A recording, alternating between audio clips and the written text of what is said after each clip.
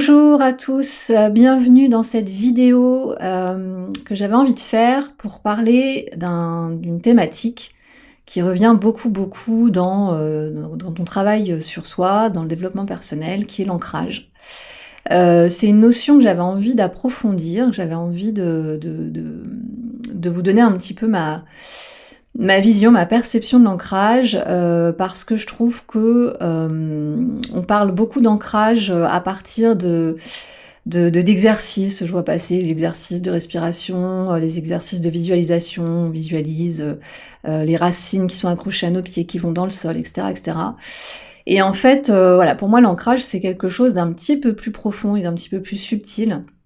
Alors, je ne remets pas en question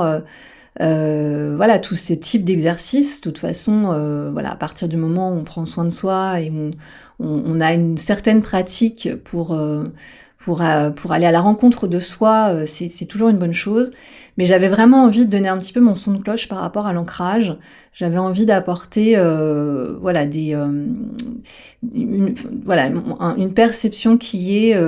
on va dire, un peu plus forte, un petit peu plus générale, un petit peu plus globale de ce qu'est l'ancrage. Et voilà pourquoi j'ai décidé de faire une vidéo sur ce sujet. Alors, pour vous parler d'ancrage, avant toute chose, je vais plutôt vous parler de la raison pour laquelle on se désancre. Parce qu'on vit dans un monde où tout est fait pour qu'on soit désancré. On vit dans un monde où, en fait,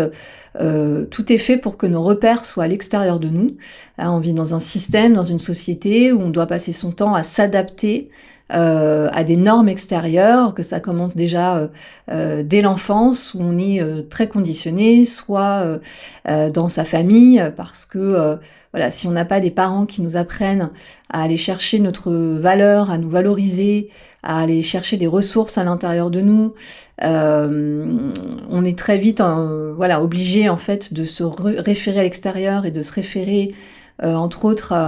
au système de valeurs extérieures. Donc on va s'adapter pour faire plaisir, pour plaire en fait à nos parents, et on commence déjà tout petit en fait à comprendre en fait que les repères vont être à l'extérieur et qu'il va falloir s'adapter à l'extérieur plutôt que d'aller se connecter à soi. Et ensuite, il y a évidemment l'éducation, l'éducation à l'école, où là, on est vraiment complètement voilà, conditionné à devoir entrer dans un moule, on devient des numéros, système de notation, etc. Enfin, il y a vraiment tout un système qui fait que on est conditionné dès tout petit à s'adapter et à aller chercher en fait une structure à l'extérieur. Et puis voilà, le monde dans lequel on vit, que ça soit au niveau professionnel, au niveau relationnel, au niveau de plein de choses, voilà, on passe son temps à vouloir correspondre à des repères extérieurs pour se sentir en sécurité, pour se sentir accepté dans le monde. Et le problème, en fait, c'est que on en arrive à voilà, se couper d'une notion qui est fondamentale, qui est la notion du sacré. Parce que la notion du sacré, la notion du divin, enfin, en tout cas on utilise les mots qui nous correspondent, mais en fait la notion du sacré c'est quoi? C'est comprendre que chaque humain est unique, même si on a un terrain universel, on est tous voilà, avec notre singularité, et que du coup à partir de là on a tous une destinée différente, on a tous des chemins différents, on est tous faits pour passer par des épreuves, par des étapes, par des processus différents, et que ça en fait, que pour pouvoir traverser et faire ce chemin-là, en fait on a besoin d'être connecté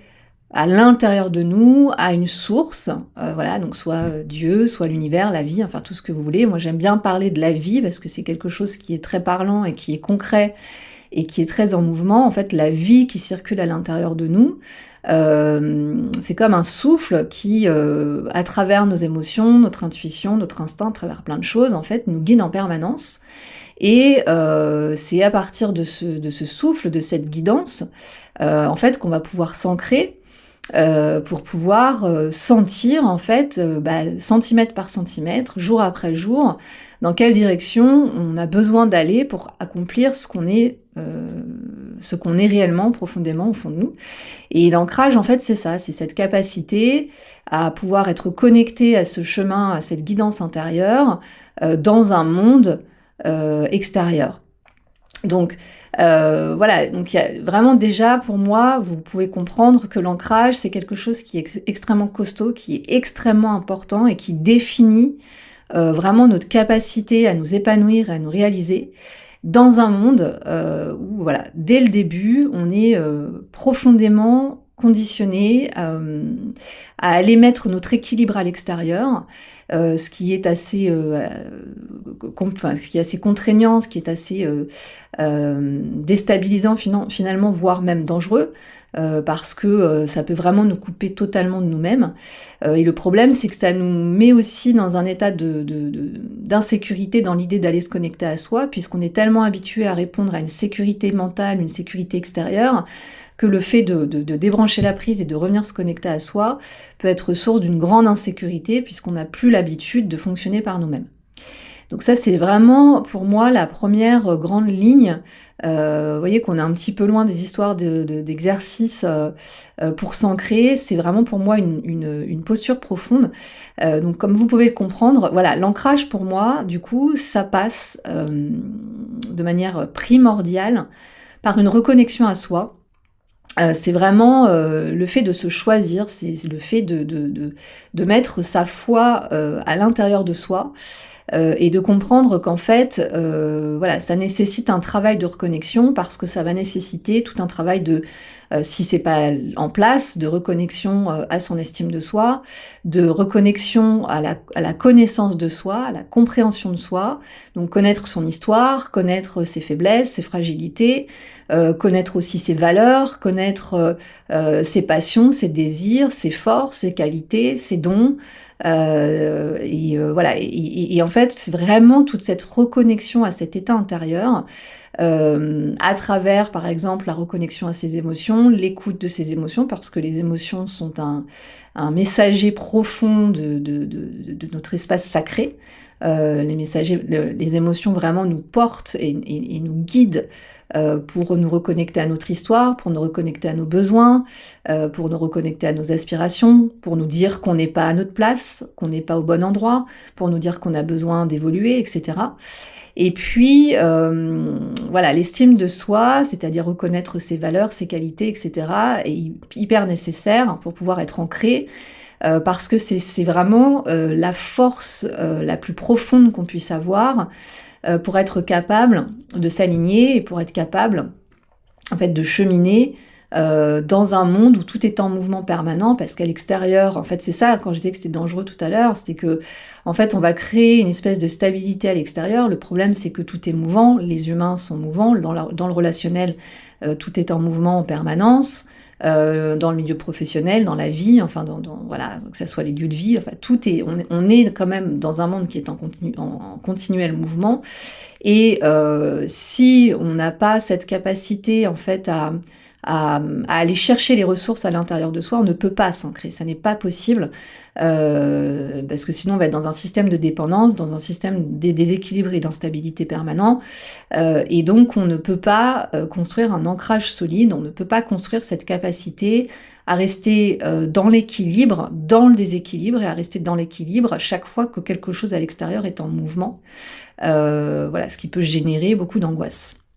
Donc c'est vraiment, ça passe vraiment pour moi par une grosse reconnexion à soi, à travers tous les éléments que je vous ai dit, et j'en oublie peut-être, mais voilà, vraiment dans ce travail de restauration de ce lien sacré de soi, avec de sa part divine, avec finalement cette part plus concrète, plus active. Hein, c'est vraiment une verticalité entre, comme on dit, les pieds sur terre, la tête dans les étoiles. C'est vraiment cette capacité à pouvoir aller se connecter à notre part subtile, à notre part spirituelle, à pouvoir aller entendre toute cette matière pour pouvoir ensuite l'accomplir, la créer dans le monde physique, dans le monde matériel, et pour pouvoir être vraiment dans cet ancrage, dans cet alignement, parce que c'est vraiment ça qui nous équilibre, hein, c'est cette capacité à être en phase et en cohérence avec ce qu'on pense, ce qu'on dit, ce à quoi on aspire, et ce qu'on crée, ce qu'on fait, nos actions, etc. C'est ça l'ancrage, hein, c'est vraiment cette ligne droite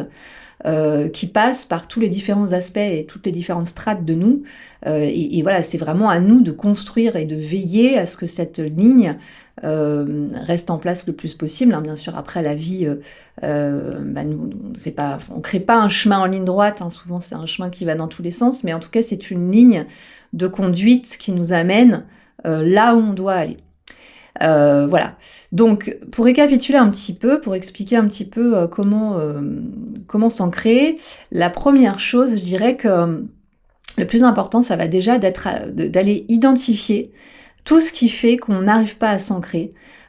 Principalement, en fait, toutes les croyances, tous les conditionnements qui ne nous appartiennent pas, qui ont été mis sur nous, soit par les schémas éducatifs, soit par la société, soit par plein de choses, soit les milieux dans lesquels on évolue, etc. Donc de pouvoir aller identifier toutes ces croyances. Bien souvent, ce qui nous empêche d'être ancrés, c'est nos insécurités, c'est nos peurs, c'est les limites qu'on se raconte qu'on a. Et donc c'est vraiment très important de faire tout un travail en fait d'observation de sa structure mentale. Pour pouvoir identifier, que ça soit les peurs, que ça soit les croyances limitantes, toutes ces choses en fait qui nous bloquent et qui nous font croire que on doit rester dans un certain endroit alors qu'en fait on aspire à beaucoup plus de mouvement, beaucoup plus de voyage en fait. Notre chemin est beaucoup plus grand souvent que ce qu'on veut bien croire. La deuxième chose, je dirais qu'en fait, c'est la notion de courage. C'est-à-dire qu'une fois qu'on a identifié un petit peu tout ce qui nous bloque, pour pouvoir revenir à soi, en fait, ça va demander le courage de se faire confiance. Alors, quand je dis par exemple aller voir tout ce qui nous limite, j'ai oublié aussi, il y a beaucoup, ça fait partie des peurs, mais il y a beaucoup la notion du regard de l'autre, parce que quand on commence à se reconnecter à soi, on doit apprendre à se faire confiance, à se valider, à valider ses ressentis, à valider son avis, ses idées, etc. À prendre le risque de se tromper, à prendre le risque d'échouer. Et tout ça, ça demande du courage. Donc c'est un peu pour moi la deuxième étape, une fois qu'on a identifié un peu tout ce qui nous bloque, c'est ce courage de rebrancher la prise à soi et de se dire, voilà, je sais pas forcément où je vais, je sais pas forcément si je vais réussir, je sais pas forcément si j'ai raison, mais en tout cas, je suis animée d'un feu, je suis animée de quelque chose qui fait que, en fait, je vais là où je sens que je dois aller, j'assume ce que je pense, j'assume ce que je ressens, j'assume mes choix. Ça, c'est vraiment de l'ancrage pur et dur, profond. Et la troisième étape, en fait, c'est vraiment de passer à l'action. Donc c'est vraiment j'identifie, je prends mon courage, je me fais confiance, je remets en fait, le courage, c'est le cœur qui agit. Donc je reviens dans mon cœur, je reviens dans cette foi, dans ce feu intérieur, et je pose les actions, ou je pose les paroles, les actes, enfin tout ce qui en découle, pour pouvoir accoucher au monde ce que je suis vraiment, en fait. Et là, pour moi, vous avez vraiment, comment dirais-je, la représentation, la manifestation de ce qu'est l'ancrage le plus puissant auquel on peut toucher en tant qu'humain. C'est vraiment la création de cet alignement-là. Voilà, quand vous êtes en tout cas dans cette posture et dans cette manière d'être, vous avez une force qui vous raccroche au sol, qui vous raccroche à la terre, mais parce qu'aussi vous êtes connecté au ciel. C'est l'ancrage, c'est vraiment le fait d'être tenu par le haut et par le bas, et que cette énergie puisse couler, circuler et s'accomplir. Et voilà, donc vous comprenez en fait que pour moi c'est quelque chose de beaucoup plus important, de beaucoup plus profond. Pour moi c'est vraiment une posture de vie, c'est vraiment un engagement, et que c'est pour moi une des bases pour se sentir vraiment solide et pérenne dans cette solidité, dans cet ancrage. Voilà ce que j'avais envie de partager avec vous. J'espère que ça vous aura intéressé, que ça vous aura parlé, que ça résonne, que vous aurez peut-être perçu quelques petites clés pour vous aider à renforcer en fait cette posture intérieure de l'ancrage. Si vous avez envie de me soutenir, n'hésitez pas à vous inscrire à ma chaîne YouTube, à mettre des petits commentaires, ça fait toujours plaisir. Et puis, je vous dis à bientôt pour d'autres sujets.